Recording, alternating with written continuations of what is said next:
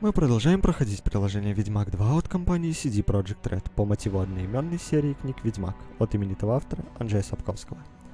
В этом выпуске мне хотелось бы поговорить про один интересный второстепенный квест, который игрок может активировать в самом начале первой главы.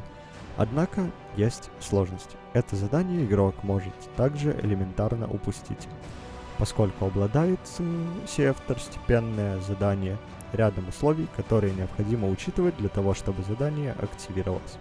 Давайте остановимся на этом детальнее. Как уже упоминалось выше, само задание можно активировать в самом начале первой главы. Сложности две. Первое — это наличие пройденного квеста, однако квест сюжетный. Пропустить это никак не получится. С этим все просто. Название и описание задания вы сейчас можете лицезреть на экране, а вот со вторым условием все слегка сложнее. Если вы обратите внимание на правый верхний угол экрана, где находится карта, есть такой значок-индикатор времени игрового дня. Назовем его так. Сейчас он указывает игровое время, и это полночь. В это время игрок может активировать второстепенный квест. Если же игрок выполнял какие-то задания и, вероятно, упустил момент, то ему необходимо будет подождать. С помощью соответствующего окна медитации игрок активирует меню и проматывает время до полночи. Далее необходимо перейти к торговой площади городка Флодзем. В нашем случае время перематывать не нужно, поскольку у нас все выполняется последовательно.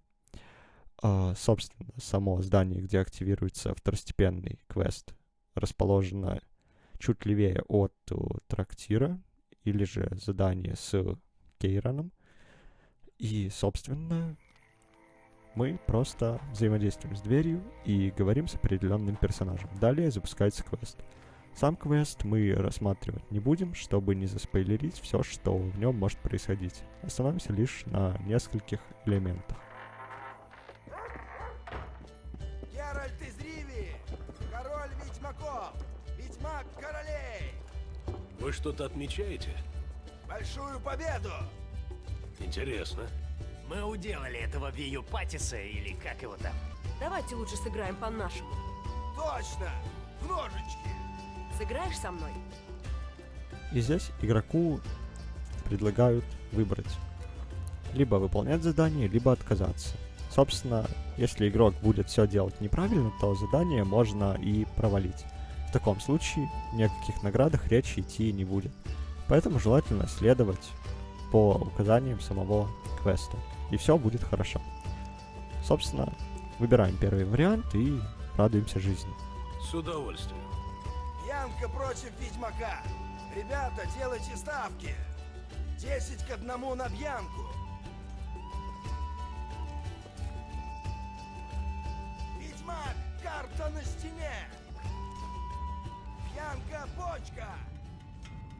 Ведьмак окорок! Бьянка голова рыбы! Ведьмак весло!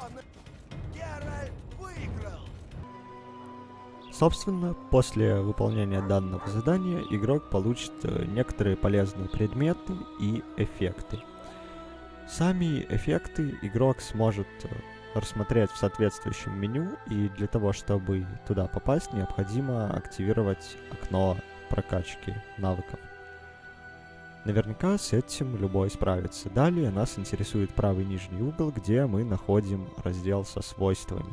В свойствах будет содержаться вся информация о характеристиках игрока: урон, броня, здоровье, энергия, прочие бонусы и сопротивляемость. Далее мы детальнее останавливаемся на свойствах персонажа, правый угол экрана, здесь вот, если что. И у нас тут есть 3 раздела. Это умения и знания. В разделе знания будет информация о всяких чудовищах, в свойствах, соответственно, свойства. И в разделе с умениями будут умения игрока, которые удалось прокачать. Собственно, при выполнении данного второстепенного квеста игрок получит неплохое умение, если все было выполнено правильно. Сам второстепенный квест я попытался заспойлерить на уровне никак, чтобы его действительно было интересно пройти каждому.